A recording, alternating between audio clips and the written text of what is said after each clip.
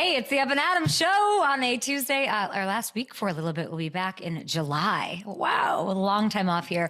But we have Tim Brown. We're really going out in style. A Hall of Famer, a Raiders legend, Tim Brown on the show. We'll talk a little bit about his amazing career. We'll have a little reflective moment, of course. Hopefully show some fun footage. Of course, get into the Raiders, beating Ken Griffey Jr. in a dunk contest. Why not? We also have two-time Super Bowl champ Sony Michel, who I believe I got like a first edition jersey signed by him in my Good Morning Football days. I remember that. I remember his draft process very much. A two-time Super Bowl champ in a short 5 years in the league. His buddy, Mr. Chubb, just signed in Houston. So there's a lot going on with his former squad in New England. I have high expectations for them this year as well. We'll get into all of it. So glad to have Sony and Tim on the program. And I got fantasy breakouts for you too.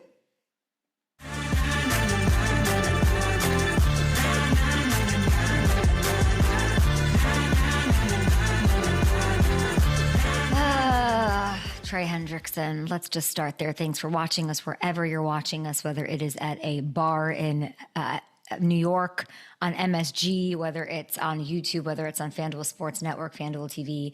Thanks for being here. Trey Hendrickson, please report to the Bengals. No, don't report to the Bengals. There's news, of course, out of minicamp that he is not there. I believe they had picture day yesterday. I was scouring the internet. I was texting people I know saying, is he there? No, he wasn't there. No, he's the only one not here.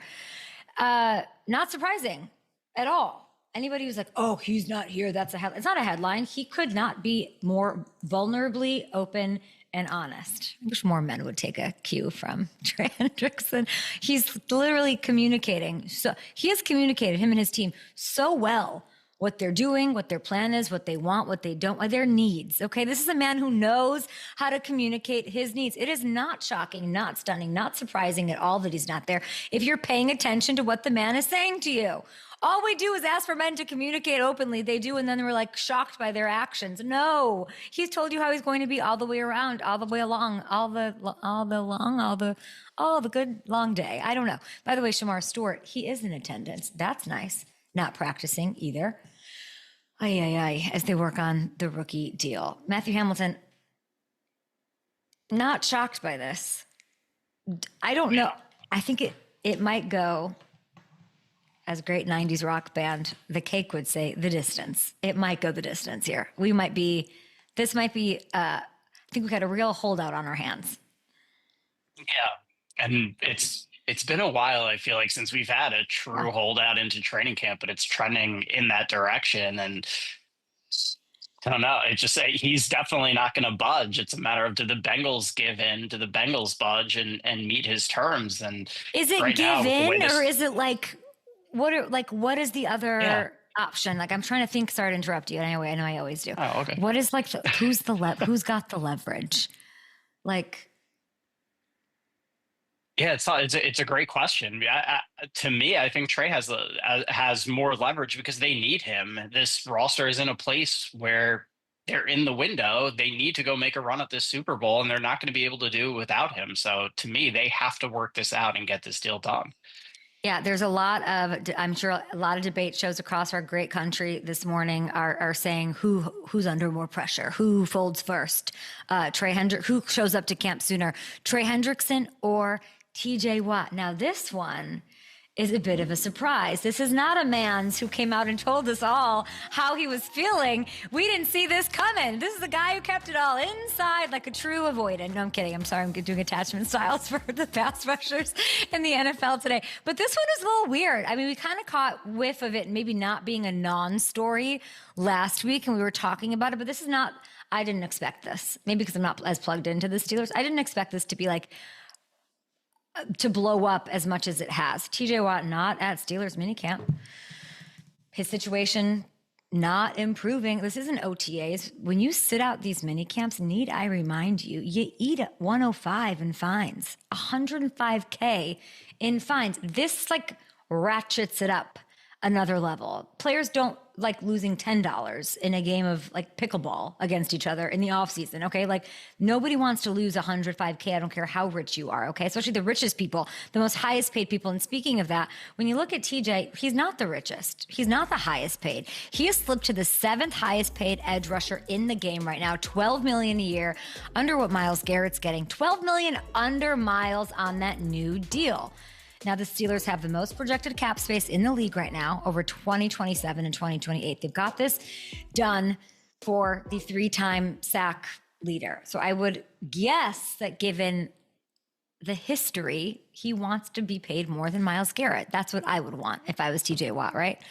And I got to tell you, he should. He should be right there in that $40 million range. So hopefully that gets done, this gets done, Aaron Rodgers comes. And like, what a story with the Steelers. They have like sort of owned the off season with storylines. It's uncharacteristic. It doesn't usually happen. And if they pull this together and it's like Aaron, TJ deal gets done, he's highest paid, and they like go yard, make it far, playing in an AFC championship game in that division with Aaron at 41, with Tomlin, that'd be pretty fun. That'd be pretty sick to see. I don't know if I can visualize it quite yet, but I'd like to see it happen. We also have news, guys. Scary Terry, what is happening? He's sitting out of Commander's camp. He's in the last year of his deal. Okay. So they're all getting docked $105K, okay? It's a lot of money that they're losing. He's coming off an all-pro season. I want to remind everyone. He is 16th at the receiver spot when it comes to pay. All-pro getting out of the top 15 according to pay. I don't like that. I did ask GM Adam Peters about Terry's extension at the owners' meetings in a very balmy Palm Beach earlier this spring, and here is what he had to say. Watch on. Is it about time to get the Terry deal done? Where are we at? Ooh, good question. Where are we on the Terry We love clock? Terry. Love Terry, and we've had some really good conversations with his representatives. We're going to keep those in-house, Kay. That's what Sean told me to say. I'm reading the body language, though. I don't know how. You're feeling good. It's trending in a positive direction. But we really, we want to make Terry a commander for a long time. Make Terry a commander for a long time. Okay, let's do it. I'm trying to remember, Ham, outside of like just the sweat, I just feel like the sweat from that moment and that entire trip. What was what did the body language tell you in that moment? Yeah, I mean, you called him out a little bit there. You could see he wasn't. You could see he wasn't fully confident in what those conversations were, but I do believe him. I mean, obviously, you want Terry to be there for a long time, and I do think this is something that they get done. But yeah, you could see that maybe this was going to be drawn out a little bit by the way he reacted to that. I think I like to put it to Twitter like this. And when I say that, I'd like to see that on Twitter. Let's put this up from the Up and Adam show. Let's go, Control Room Social Team. Let's please clip this out and get this out. I think the impromptu question I would give to the world is, name a player that you would be more confident in giving a nice deal to than Terry McLaurin. I'll wait. There's just no way. We're talking a guy, consistent, heart and soul of the organization. He's got the all-pro accolades, the pedigree to back it up. 13 touchdowns last year. He's everything you want in a leader. Who are you more confident handing a big extension to than Terry McLaurin? Please tweet me. And there are options, I understand. But you understand the point that I'm making, right, Twitter? Right, Commanders fans? Right, NFL fans? Like, this is a deal. He couldn't say anything. What worries me is that he didn't say like, yeah, it's going. He just said all the things we already know. He's a leader. Of course you want to make him there. Of course you want to make it. So it did kind of, I remember in it making me wonder what I thought when I was sitting next to him was like, is this going to drag on? Like, oh, is this going to drag on? Like, I don't want to see that. I don't want to see that because it's not just about doing right by Terry, who has earned it still in his prime and will perform. Like, I have the most confidence in him. Like, it would be an easy check to write. It wouldn't be a stressful check to write. You're not weighing the injury. Am I going to pay for it? Like, am I going to regret this? Like, you're not going to regret making that deal happen. But the reason it matters beyond that and doing right by him and the culture setting and all the things that they've like done so much work for, like, and what it would mean for the rest of their teammates to see Terry get rewarded and not be the 16th highest paid receiver going into this season. It's the window. It's right now. And everything does count. And it's so little, and it's that division. You got to get past the Eagles, and they don't have any drama going on with anything, right? So it's like, it's that right now you're supposed to win the Super Bowl. That's what it is. Yeah, it's that this is the timeline. It absolutely is. And I think all that stuff you talked about, those intangibles, it's a hard thing, I think, to measure from a team perspective, from a GM perspective, because you look at it based on the numbers, performance, all of that, but it absolutely has to be a part of the equation with Terry. He's so important to that team and what they do. And if I had to guess, I would say that's probably a sticking point in these negotiations, that value with everything else that Terry brings to the team. I'm sure, his representation wants that baked into this deal as well. You're not going to go to the Super Bowl without him. You almost got there with him.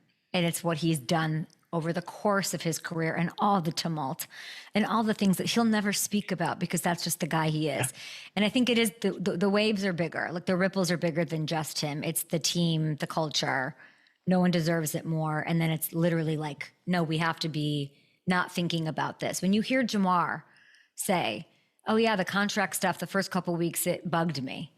That's a professional. That's like a guy who's better than almost anyone in the National Football League, a guy who turned it on, triple crowned it, When he's saying, I wasn't my best, it was still like I was a little, it was about being up here.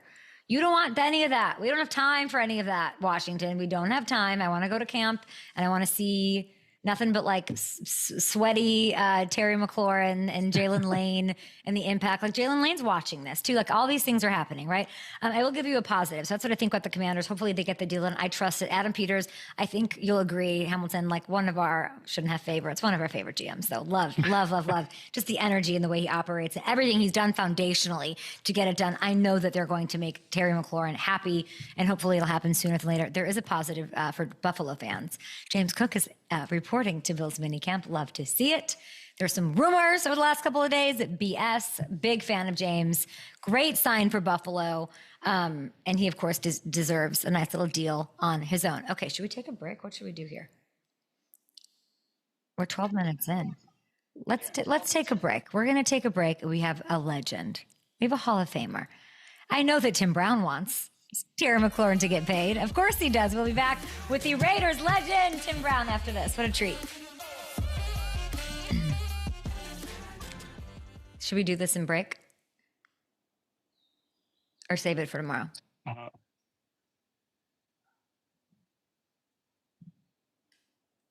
How would you feel about that, Ham? Up to you.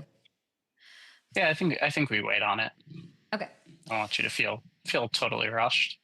So here's my story. I have something, and this is such like and I asked Kat, I have in my calendar 9:30. It just says 9:30, which means I have something important at 9:30. And I have no idea. And so I've kind of been waiting since Friday. Like certainly the person I either have a meeting with or the appointment will like reach out and confirm. And like, what is this 9:30? Because I'd like to I have a bunch of stuff I have to get done. No one has confirmed. No. So now I'm just like, what is happening in an hour and 15 minutes? I don't know. It could be anything. And it could be anything. Especially knowing that they're dealing with you too. Like you would think there would be some type of confirmation. No confirmation. I've gotten nothing. To remember this. Yeah. I don't think, I kind of remember being on a call with Kat on Friday and being like, oh, that 9:30 is actually Monday, but I can't remember what it is. And I didn't write what it is. Of course I didn't. And now I just want the world, if I have a 9:30 with you today, whether it's a lunch somewhere, you want me to get in my car and meet you. So like, I don't know what my 9:30 is. It could be like an eyebrow trimming appointment. I don't know. I do not know, but please contact me in the next hour because I can't believe I don't know. It's not good. This is why I'll never be a Hall of Famer or a Raiders legend, you know? Yeah. It's the most K problem of all time. So. 9:30, what could it be at 9:30?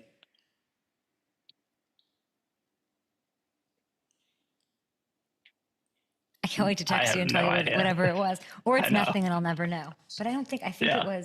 You just I do put it this in there by all of the mistake. time. I do this all of the time. It's not my browser. My browser on Hopefully it's one. not somewhere where you have to drive or be. Is yeah. It's not good. We definitely don't need you in a car rushing anywhere.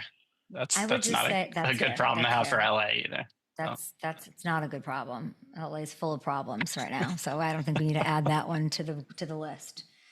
Okay. Love. 16 seconds. Okay. How's Tim doing? Okay. Yay. Yeah, I would be if I was a 9-time Pro Bowler.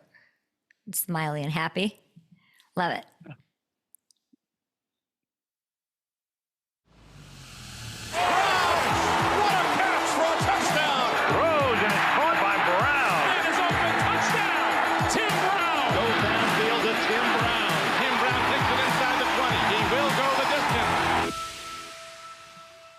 Heisman Trophy winner to 9-time Pro Bowler, Pro Football Hall of Famer, Raiders legend Tim Brown. Such an honor to see you. How are you?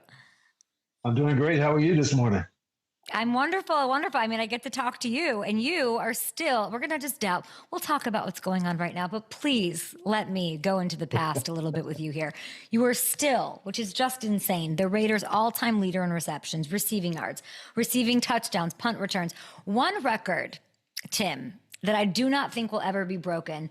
You are the most tenured player to return a punt for a touchdown at 35 years old. It was an 88-yarder against the Chiefs. Walk me through this, Mr. Brown. And you're more than welcome to say oldest player, right? I get it. Look, I mean, I absolutely did not want to return this punt. What happened 5 seconds before this, they punted the ball, and I fair caught it. And they were illegally downfield. So this guy right there, you'd see in the picture, Randy Jordan came up to me and said, "Timmy, you better return this punt." I said, "Randy, if anybody touches me, we're going to be fighting." And so obviously they did a great job blocking it. All I had to do was run. So it worked out pretty good for me. I mean, I don't know. I feel like your speed was like who's this oldest player? Your speed down the sideline was like a 22-year-old Tim Brown. Well, when you're scared, you do amazing things sometimes on the football field. And that was certainly a little fear. I hadn't returned a punt in a long time at that particular point in my career. Desmond was there. Rocket was there. We had a lot of guys there returning punts. And I think I was like 5th or 6th on the depth chart going into that season in some kind of way. In week 13, I'm returning punts for the Raiders.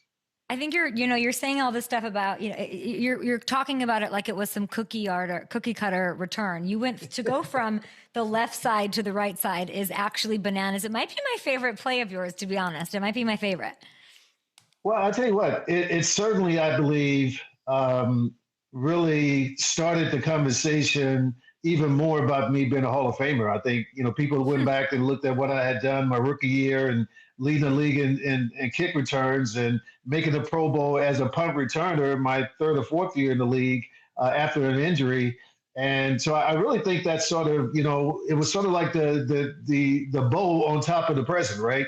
This guy's done all this stuff, and now he's become the oldest player in the league to ever return a punt. So, yeah, I really do believe that was a very good play for my career, no doubt. It's such a fun, like when two Raiders fans are at a bar and they're watching a game and they're thinking, they like to talk about like what you would do in the modern day. Like what would you do in today's game? Wow. It's, you started your career, Tim, purely as a slot receiver in an era where there were mostly 2 receivers on the field. You didn't even really start until your 5th season. It's so crazy. And you're still 7th all time in receiving yards. Nowadays, you got these 3 receiver sets. What sort of numbers could you have put up in today's game?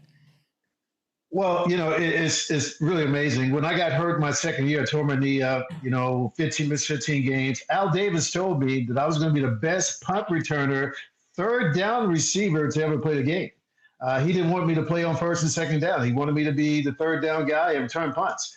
And for 3 years, that's what happened. And it took Marvin Fernandez, the guy I was playing behind, to get hurt. And once he got hurt, I started the rest of the season and had a fantastic end of 92. 93, I make the Pro Bowl as a receiver. And that really starts my run as a receiver in the NFL. But I've gone over this with John Gruden and other folks who are in the league many times about what we would do. But I always have to think that my mentality probably would have been different because of the way the game is, and we would have been playing the game like we. First of all, I wouldn't have had those shoulder pads that were out here. You know what I mean?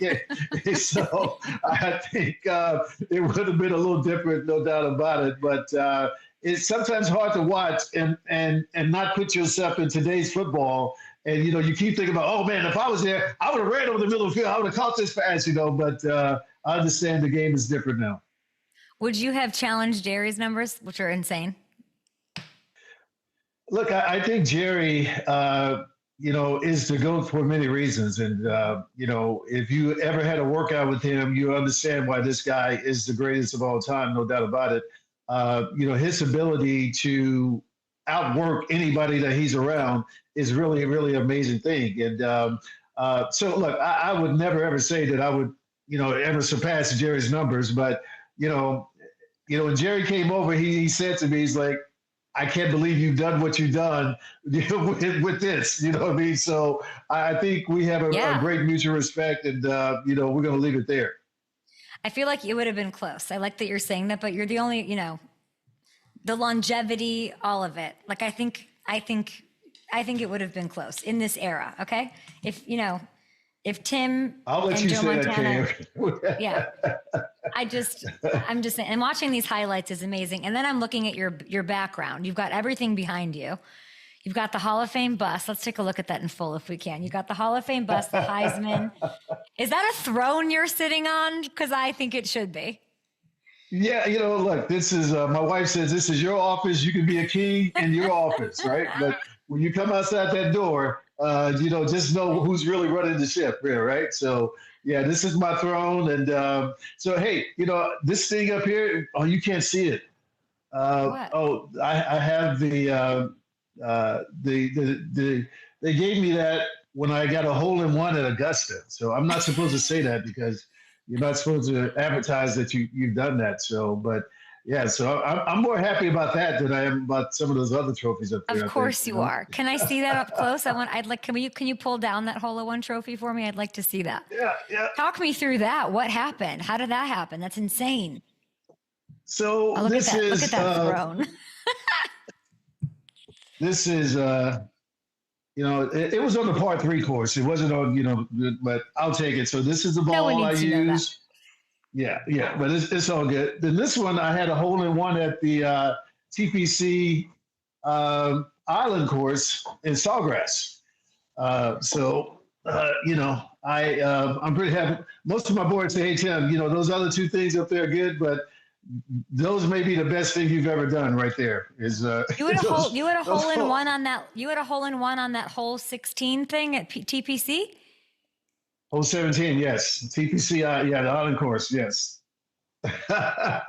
What is the magic? What is that? Good luck? That's like the only course I've ever been to. Look, I mean, the hole-in-one thing has to be, it's a lucky deal. I just had a hole-in-one last year, and another one in Tahoe at the American Century event.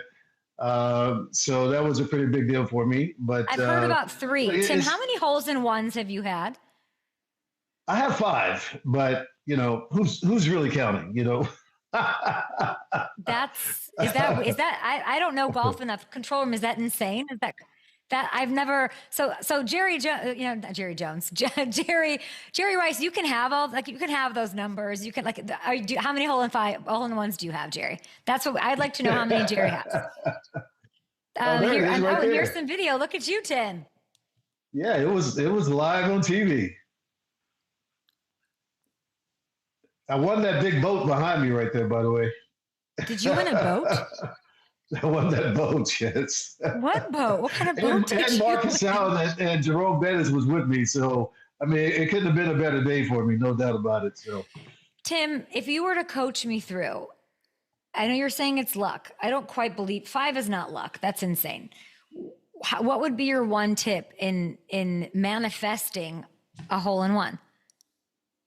No, I'm telling you, that shot there, I pulled the shot. The play is to hit the ball up right and let it roll back down because it was on, and I pulled it, and I was really hoping that it would just make the green. And when it hit, when I saw it bounce, I went to pick up my tee because I was just happy that it made the green. And all of a sudden I heard this noise. So, I don't think it's really something you can even manifest. You can say, I'm going to hit a good shot. Nice. I hit a shot on 7 for $1 million on 17 in Tahoe. That was a better shot than this. And it came up about 8 inches short, but it didn't go in, so it's just one of those things. Jerry Rice also didn't beat Ken Griffey Jr. in a dunk contest, Tim. We have the footage. Yeah. I'd like you to talk to me about I cannot believe that they even allowed us to do this stuff back in the day. I'm coming off a knee injury like a year or two prior, and here I am, trying to win a slam dunk competition. It's really, really amazing stuff. That for those who don't know, it's 1989. You're saying, "Oh my God, this is a Foot Locker Slam Fest." What do you remember about this, Tim? It was the best ever.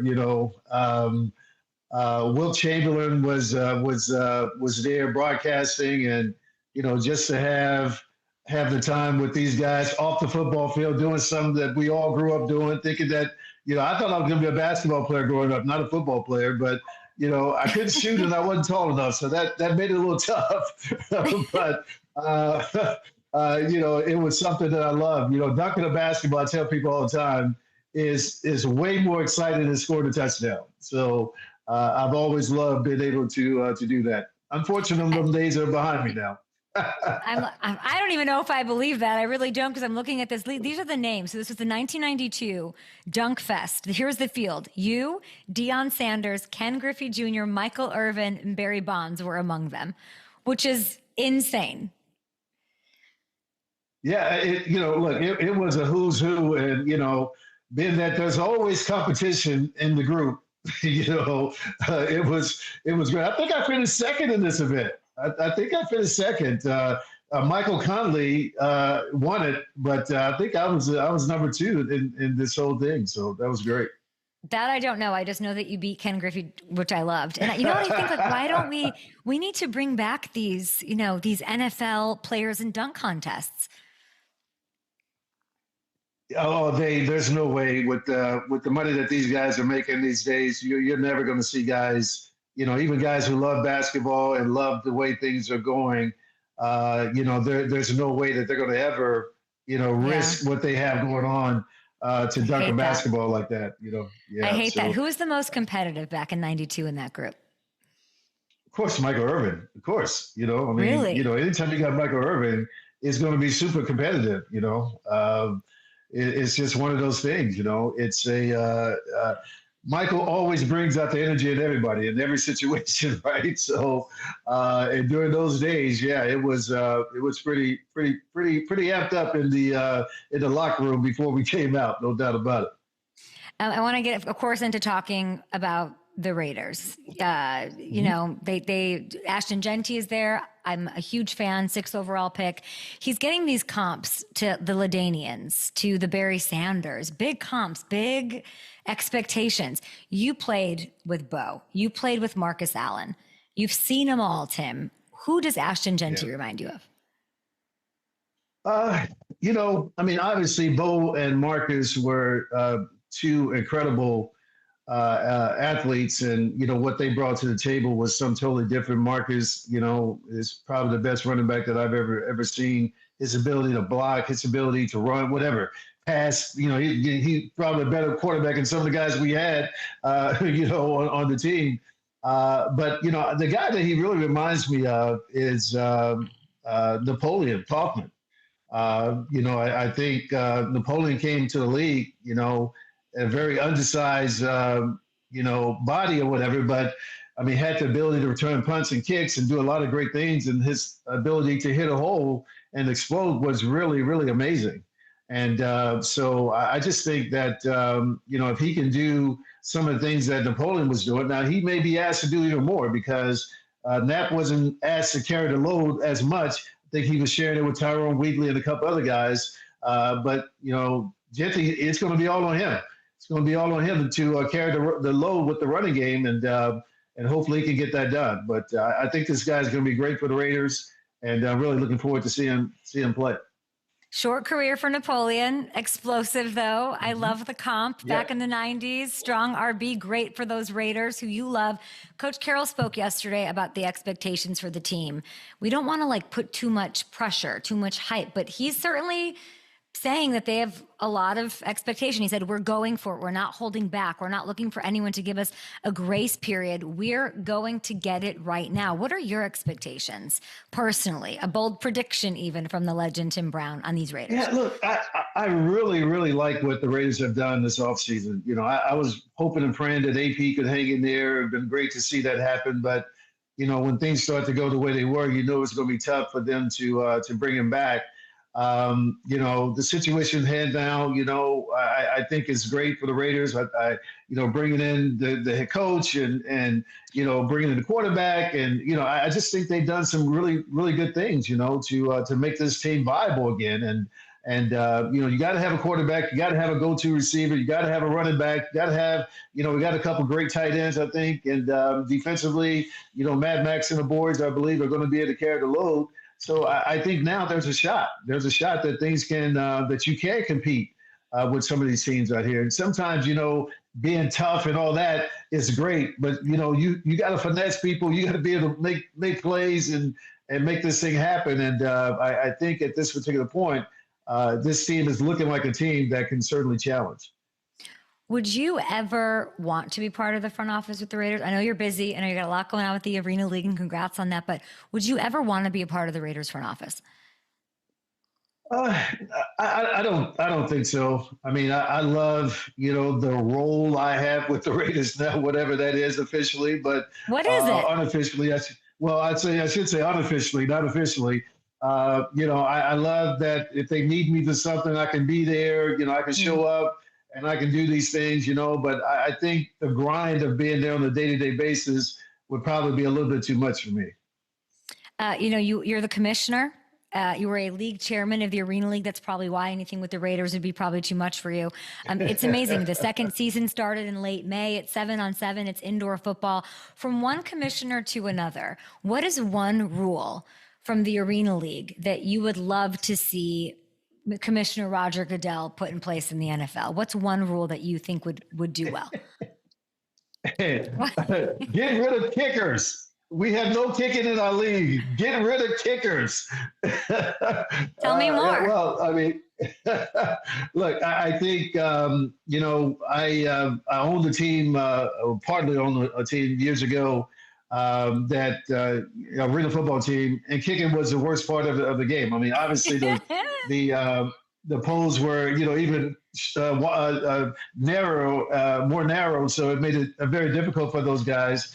But it really slowed the game down. It just wasn't what you want to see if you're talking about fast-paced games. So now we have a throw-off. These guys literally throw the ball. And it's the best thing ever, you know what I mean? Because they're able to pinpoint, put the returner guy in the tough position, and it's working out great, But look, I know that would never happen. I got a lot of friends who were kickers in the league, but it works. It makes for a very fast-paced, fun game, and I think it's a beautiful thing.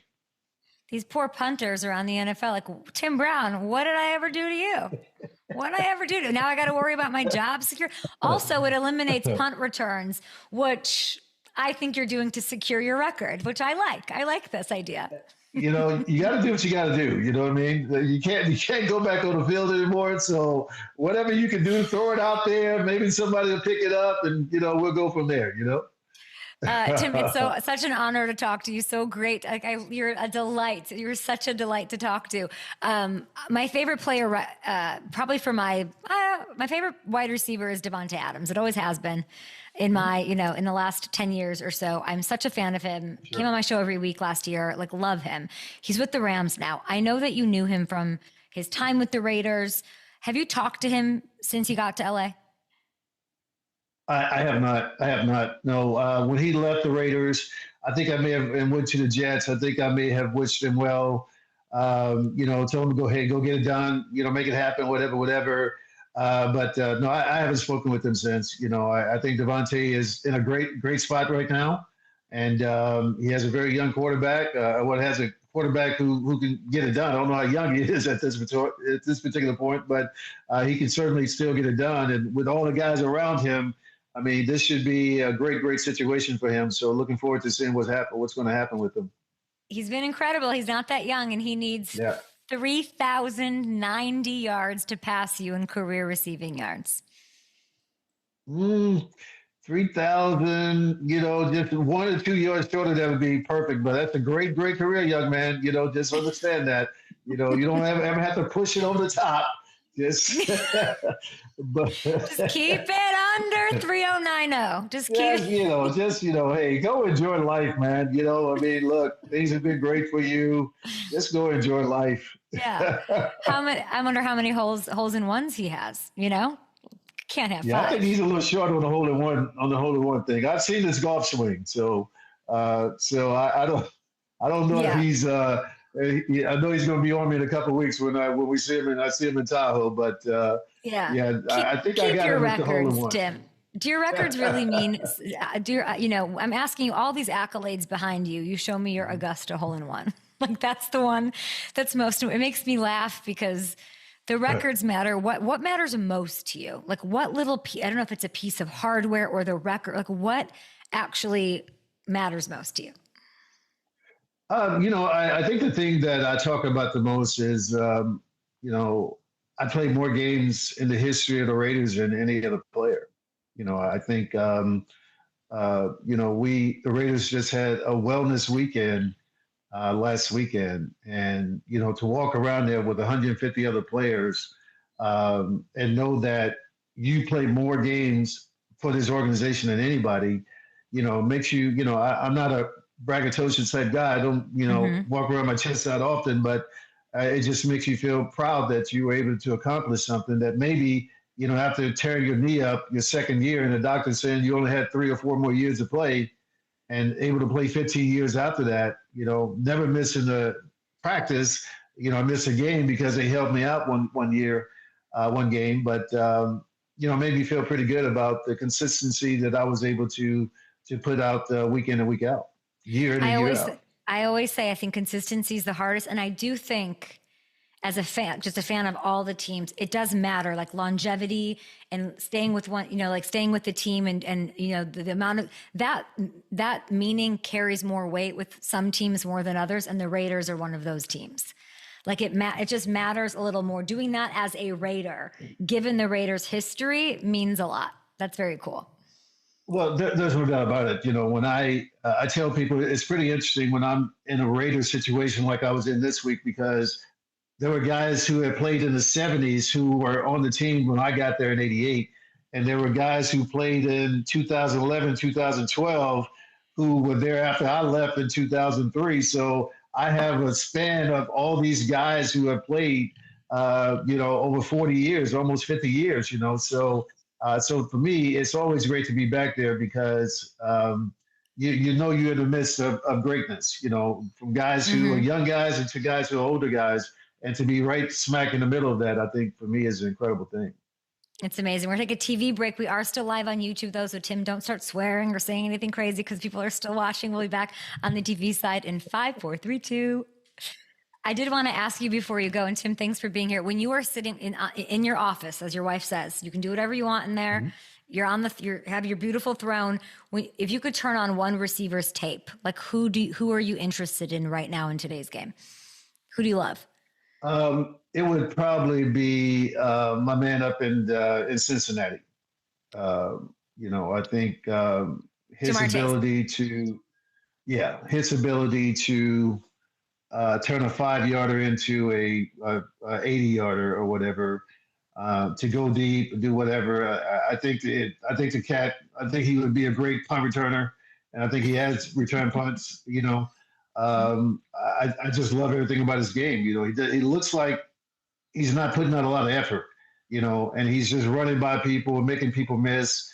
And I think it's really solid right now. No doubt about it. So, okay. Yeah. I love it. There's definitely there's some Tim Brown to his game. Yeah. I didn't look at myself as ever been a down the field guy. I was always, a guy who, if I caught a 5-yarder, if I got the right lane, we could take it to the house, so yeah, I think I definitely see a little bit of that in my game, in his game for sure. I would just like to ask the control, how many hole-in-ones does Tiger Woods have? Is it like 12? Oh man. How many? How many do you think he has? Crazy. Like you think he has like 20? 20 hole-in-ones for him? Okay, you need to work on your game, Tim. I didn't realize it was 20. I thought he might have like 7 or 8. 20 is crazy. Let me ask you one more. Aaron Rodgers is Steeler. TJ Watt's holding out of camp. Steelers, very interesting hot topic right now. Tomlin, tell me if I'm wrong. I think he was a defensive backs coach for the Bucs when you were there in 2004. Yeah. What do you remember about him?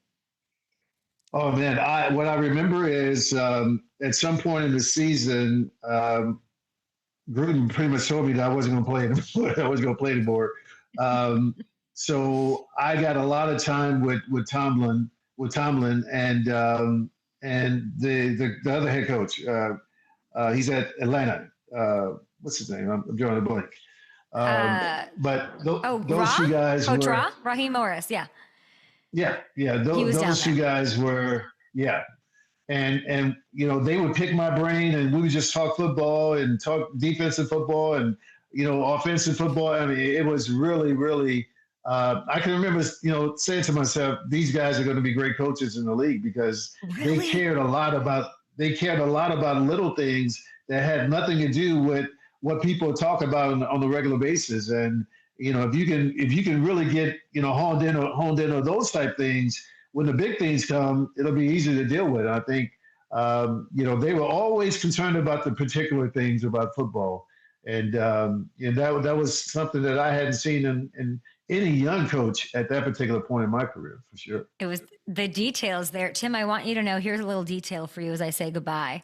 Scotty Scheffler, 2 hole-in-ones. That's all he's got. Get out. Swear. He's got to get in the Scotty lab. come talk to me. He's here in Dallas somewhere. Tell him to come talk to me.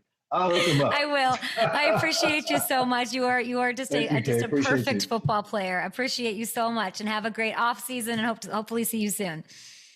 Thank you. Appreciate you. Same here. Take care. Thank you, Mr. Brown. What a legend. I can't.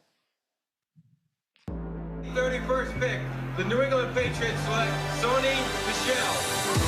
They gon' see it when I come through. To the end zone, Sony Michel. Are you looking at a champ? Sony Michel is loose. How about that? Then I'm out of your league. Are you messing with a champ? He was like, I'm not going to have 1 ring. I'm going to get 2 rings. Patriots 2018 first round draft pick. Sony, I've been your girl for a long time. I've been supporting the Sony Michel vibes for a long time. And you have been so incredible and fun to watch. Patriots, Rams, Chargers. How have you been? I've been good. Definitely grateful. Been blessed. Been at peace. Just living life, right? That's all we can do. I mean, yeah, I would say at peace is the goal, right? That's amazing. Where do you keep those 2 rings, Sony? I actually keep them, hidden. I do bring them out a little bit more often now. I started a podcast, 2 rings, 1 mic. So I kind of have them on display as I'm running the show. So I do bring them out a lot. And I feel like, because I always thought to myself, how often would I really bring out these rings, right? Yeah. If I'm not going to like a special event, I won't really bring them out. So I thought, what a great time to bring them out. I think either Trey Smith or Creed Humphrey, I was down in like Frisco at a workout, and one of them had the rings, the Chiefs rings, like in their backpack. And I was like, that's crazy. That is too crazy. But 2 rings, 1 mic. We love it with Sony Michel taking over the media world. Listen, we're mid off season. Okay. I want to get to some NFL topics here. The Cowboys, I don't know, did you see this? Let me show you. They're learning like Greek dances with Coach Schottenheimer. Okay. This is not something that I expect to see. This is like Coach Schotty, who was there last year, of course. How much does this matter? If you're a fan, if you're an analyst and you're like, wow, they're really vibing. Micah Parsons is playing TikTok trends with him. Like, I think Coach Schottenheimer's not getting enough love. How much does that matter? It matters a lot because you're talking about team bonding. Now you get to learn a little bit more about guys outside of football. Who's the weak link? Who has natural skills in just certain things. And Coach Schottenheimer, I had some time, I spent some time with him back in college at Georgia. So I know his style, and he believes in, bringing the team closer together. And I think, he's going to do great, this is his first year as a head coach with the Cowboys. But, that right there was pretty interesting. And I'm sure they had a lot of great laughs. I'm sure they did too. I'm trying to think, I don't know, you won a ring with the Patriots. I can't imagine there was a lot of Greek dancing happening. What was the best, how would you describe the team bonding with the New England Patriots under Belichick in that time? So the team bonding, it was actually interesting. It was better than what people would think, right? Because people think the Patriot way, people think it was super strict. There was times where we went paintballing as a team. And I thought it was pretty cool because Bill actually did it too.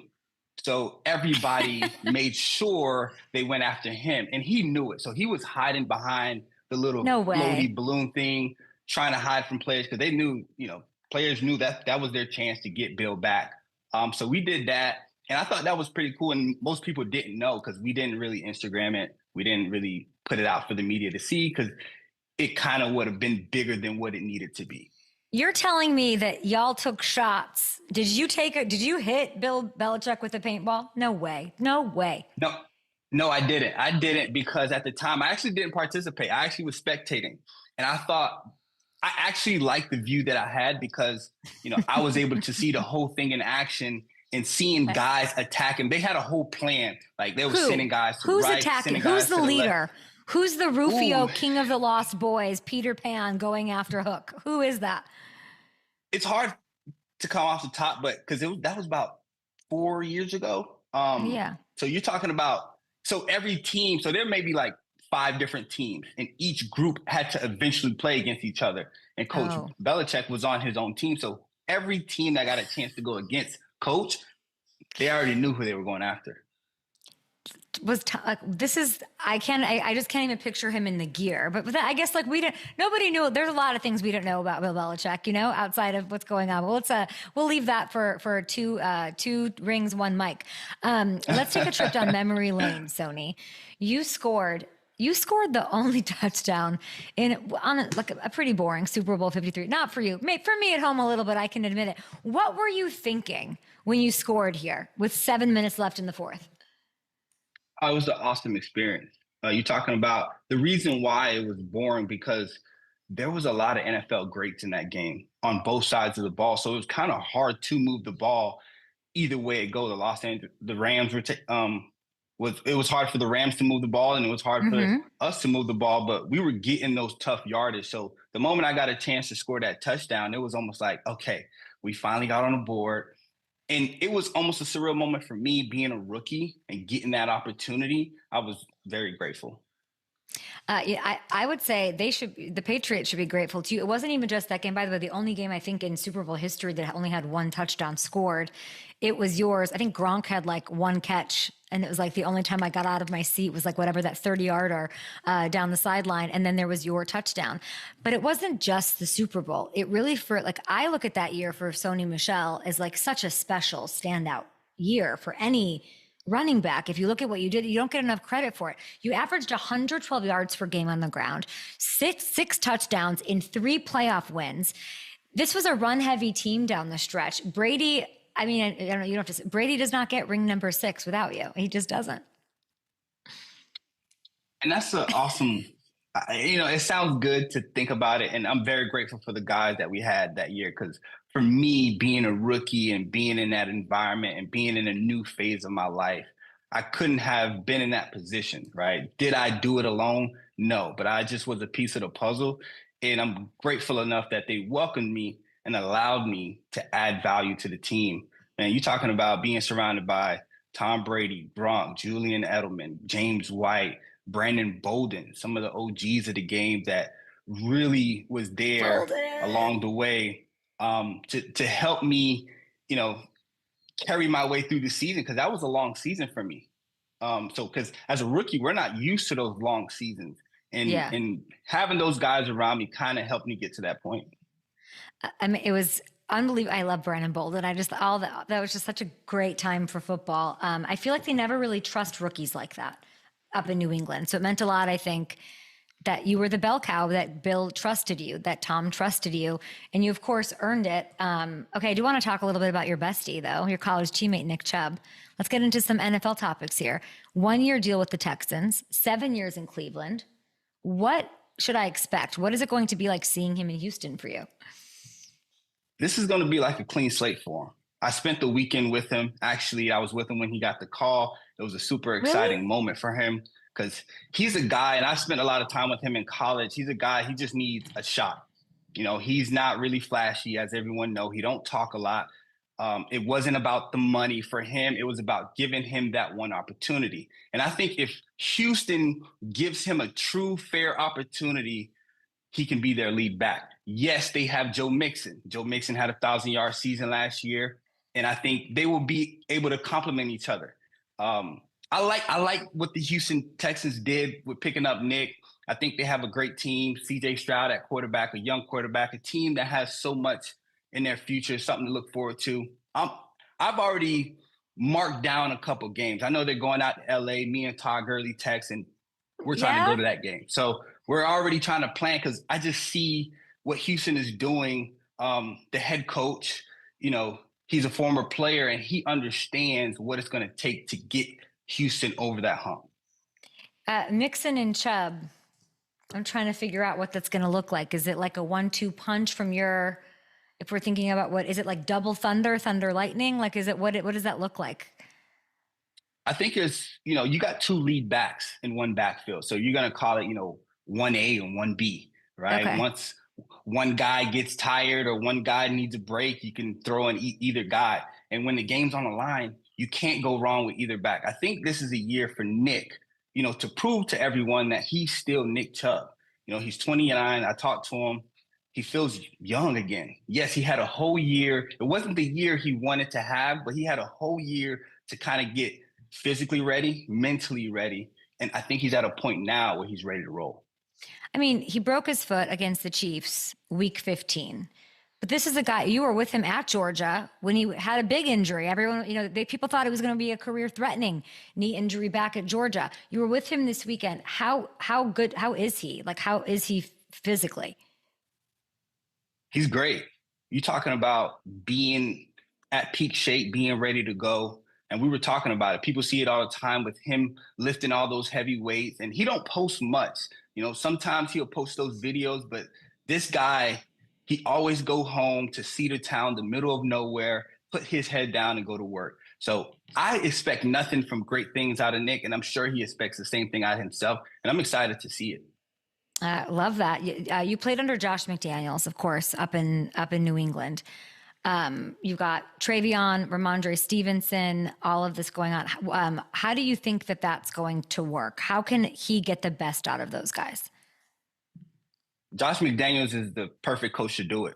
He's a guy that understands talent. He's a guy that understands matchups. He was also known to be like an offensive coordinator genius. So he's going to make it work. They did a great job this offseason. I'm excited to watch the Patriots signing Stephon Diggs, getting some more explosive weapons around him, drafting an offensive lineman at number 4, number 6 pick, whatever pick they had. To protect Drake May, a guy that's going into his second year, got some experience last year. And we're talking about the backfield, right? Travion Henderson, you know, Ramondre Stevenson. We know what Ramondre can do. We would like to see him step it up a little bit this year. I'm sure everyone last year, he did a solid job, but we would just want to see a little bit more out of him. But I'm excited to see what Henderson can bring to the table. A guy that was super explosive at Ohio State. I liked him. I actually He's had him getting comps to you. Do you like the comps to you? I'll take it. I'll take it. That's very respectable. I actually had him at my number 1 pick for my top 5 guys that went into the NFL draft. You know, I had him at 1. I had the guy at the Chargers number 2, and I had Genty at 3, which most people had Genty at number 1. But Travion Henderson, because here's what stood out to me about him. His pass protection game. And when he's blocking for that quarterback, you know, he's doing a dominant job. And even when he was like lead blocking, I seen some great things on tape. You played with Justin Herbert in LA, part of the Chargers. tough playoff loss in Houston. There's this whole, like, is he clutch? Can he handle the big game? Obviously, they added some run support this offseason as well. Is that did you feel that when you were there, that there was a question about his big game potential? Or I would ask you this: what is your question about Justin Herbert? What is a fair question? I don't have. Okay, I'll say this. I think the only question that I would have is, can Justin Herbert really step out of his shell? Because he's predominantly a quiet guy. Can he step out of his shell and bring the guys around him, their level of play up? Because I think what it is, he's a talented quarterback. I mean, he has the mindset, he has the skill set. But I think when it comes to clutch moments, a quarterback has to make the guys around him believe that anything is possible. He has to be vocal about it, throughout the entire season. And it's time for him. I understand there's so many question marks because they expected this out of him for years now. So I think this is the year, and I think he probably can get it done. Who is the best at that? Part of me is like, does that really matter? Just like, do your job, Patriots, like, if you're that, like, do you really need the rah-rah in a clutch moment from this? Like, why does that matter? Why can't he be a quiet quarterback? But can you explain that like a little bit for me? So when you have a guy next to you like Tom Brady, right? It's a privilege. And it's a privilege to be in the game with the guy. And clutch moments, if you ever watch Tom Brady, he's only throwing it to certain guys. And because they've been consistent throughout the season, they're trustworthy, and they've practiced those reps over and over. And for a guy to come in, they want to earn the quarterback's trust. Because when it comes to clutch moments, if I only, as a quarterback, if I only have to give it to one guy and that's the only guy that I trust, then that's who I'm giving it to. So as a quarterback, you have to you don't have to be talking all the time, but you may have to step in certain situations to let guys know, hey, I need you to step it up. I remember we had a game and it was a 4th and 1 play and I didn't get it. It was a short yardage play and I didn't get it. I was jogging off the field thinking everything was all right. I'll get another opportunity. And Tom Brady let me have it. He told me that was unacceptable. We got to have those, that could have been a game-changing play in his mind. So just those words told me, basically reminded me that every play that I get matters. It matters. I may not get that opportunity again. Sony, the show is over, but you can hear more from Sony Michel. 2 rings, 1 mic on YouTube. Just great job. Congrats on everything. Hopefully talk soon. Appreciate you. Bye, Sony.